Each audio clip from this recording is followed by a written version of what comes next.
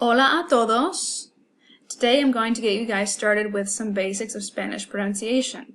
We're going to start with a really important aspect of pronunciation, which are the vowels. If I were to ask you guys how many vowels we have in English, most of you would probably say 5, right? Because we have the letters A, E, I, O, and U, and sometimes Y counts as a vowel. But actually that's a trick question. We have 5 written letters in English that represent vowels, but we have a lot more vowel sounds than that. We have at least 10, depending on what region of the country or of the world that you live in, you may have even more.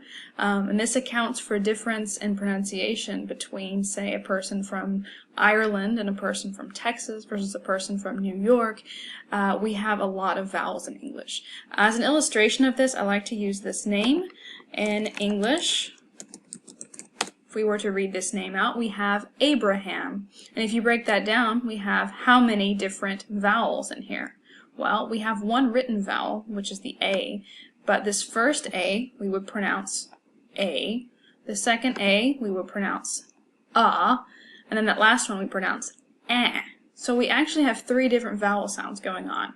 In Spanish, every single one of those A's would be pronounced the exact same way. And this is what makes learning Spanish so awesome, is that once you learn the system of the sounds, you never really have to guess at how a word is pronounced. So once you know that the letter A makes the A sound, any word that you see, any word in the Spanish language that has that letter in it will always make that sound. So let's take a look at these. So first letter, of course, is A. And the name of the letter is A.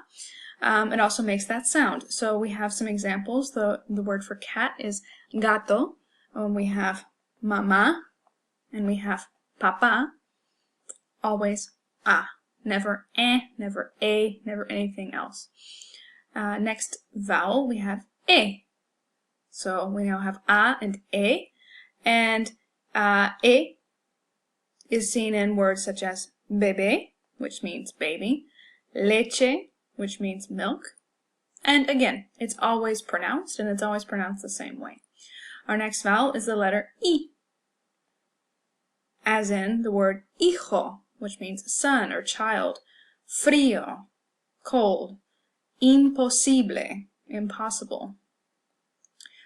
Our next vowel is the letter O, and some examples are, as you already know, hola, yo, which means I, as in the personal pronoun I, and solo, which means only or alone. Lastly, we have the letter U. So notice we don't have any U sound like in English. It's just U, as in música, tú, luna. So the key to the vowels is to pronounce them short and crisp, and to always pronounce them in the same manner. The reason the vowels are so important is that they make a huge difference in your accent. And they also can sometimes change the meaning of an entire word if you pronounce one vowel rather than the other. Alright, so let's take a look at some consonants. The good news about consonants is that a lot of them sound very similar, if not the same, as their English counterparts. So our first letter is B. And we already saw it in the word bebé. We also have the word bebe here, which is the verb to drink. So he or she drinks, bebe. So yes, these words look almost exactly the same thing. The only thing different is the stress. So the baby drinks, we would say el bebé bebe. Next we have the letter C, which is la C. Okay? Now, notice, I studied in Spain, so my pronunciation is what you would call that of Castilian or Spain Spanish. All this means is that where, say, a person from Mexico or Latin America would say se, like an S, in Spain, the way this letter is pronounced is the tongue slightly between the teeth, almost like a TH. So, fe. Don't let that confuse you. And basically, just choose the pronunciation that's going to be most useful for you. I would say for most, if not all of you, if you're going to be speaking Spanish, it's going to be in the United States, most likely with people from Mexico and Latin America. So it would probably be a little bit more logical to pronounce it with the se sound. But It's good to be used to different accents.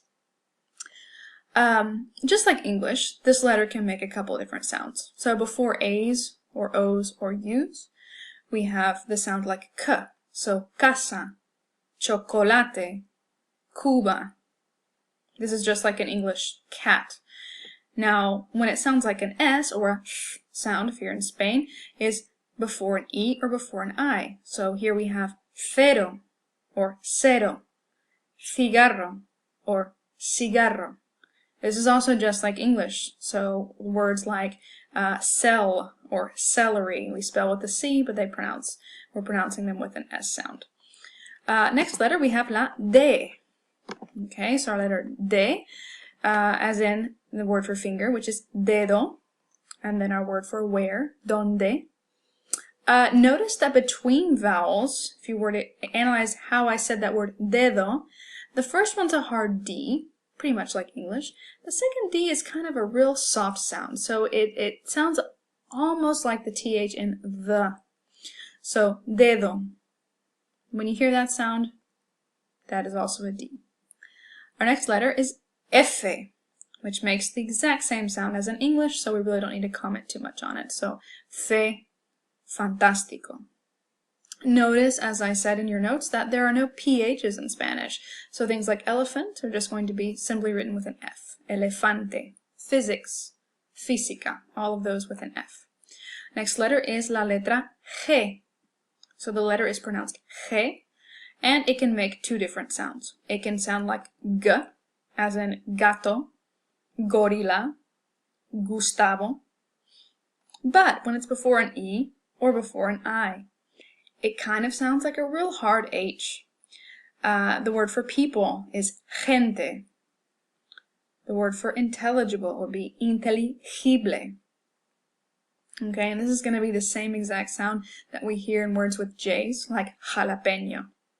Exactly the same. You'll notice that in Spain, this G sound, this G and this J, are a lot more guttural than they are in other countries. So there's lots of regional variation, just like there is in English. Our next letter is H. This is the pronunciation of the letter. However, the sound that this letter makes is nothing at all.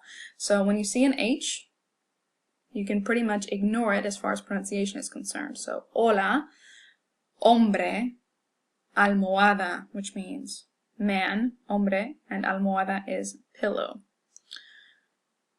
Our next letter is J, which, as I just stated, is pronounced like that hard back of the throat H in English. The word that we probably most commonly know with this is jalapeño.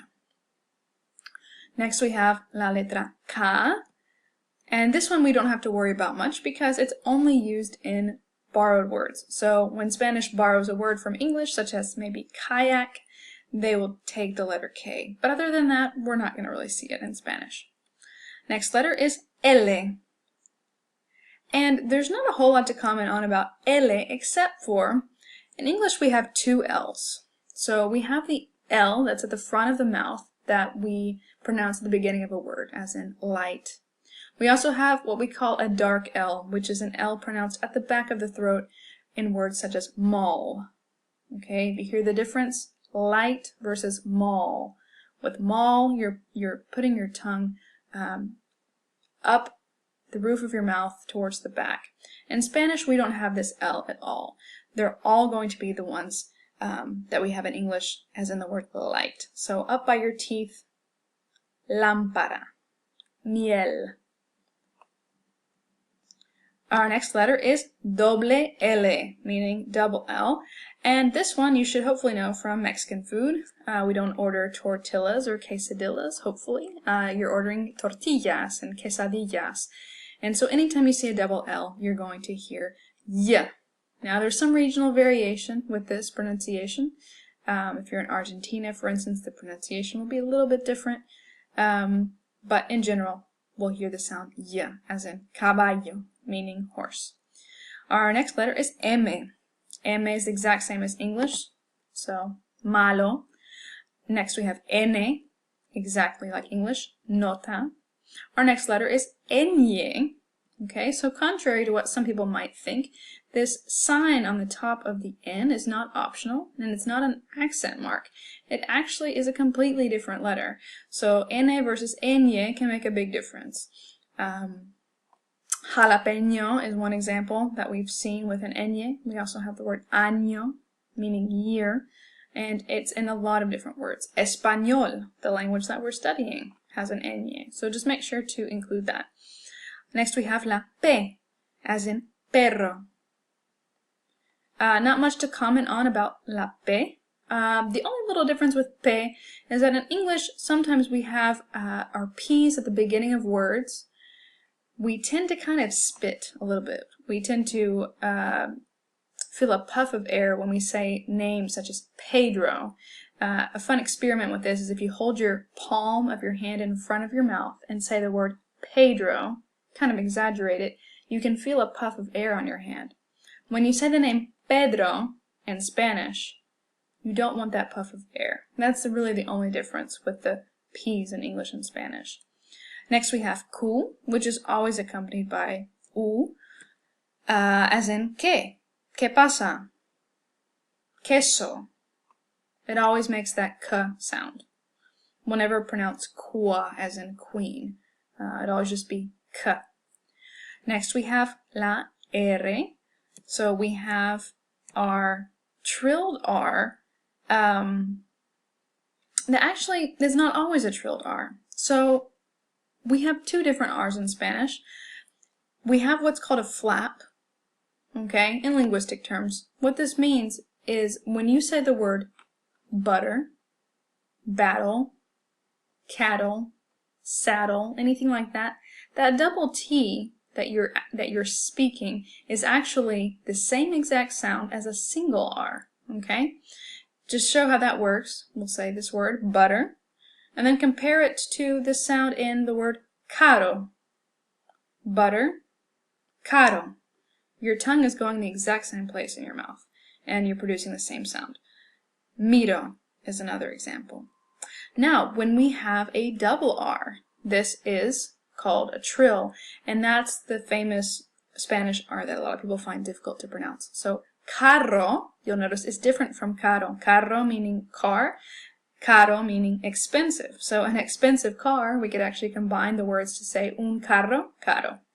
We have perro, meaning dog, which is another thing we can contrast with pero, with one R, which means but. We have rojo and restaurante. Okay, notice that these begin with an R. It's written as a single R, but we pronounce it as a trill because it starts off the word. I'm running out of time here, so let's finish up this real quick. We have ese, which is pretty much like English, so we have sal, presidente. The difference is that the S sound in Spanish, the S letter always makes the S sound. In English, we have things like president, which has that Z sound. In Spanish, it's always going to be an S sound.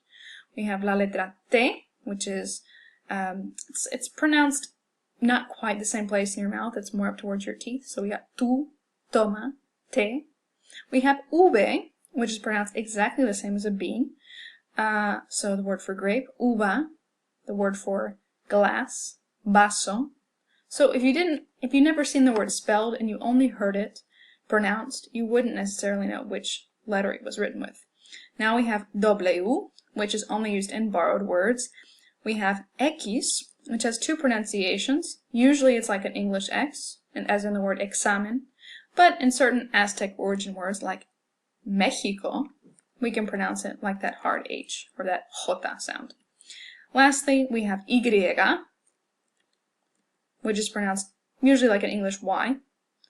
But sometimes it's treated as a vowel. So you can tell in these two expressions. Yo, meaning I, and then we have y tú, meaning and you. What about you? Lastly, we have theta or zeta. Just like the C in Spanish, we have two pronunciations. In Spain, it will be pronounced theta. In Latin America and Mexico, it will be zeta. So, zapato, meaning shoe, or zapato. And you'll notice we do not have this combination, ZE or ZI in Spanish. So, hopefully this was helpful to you. I am about to run out of time. So, hasta luego.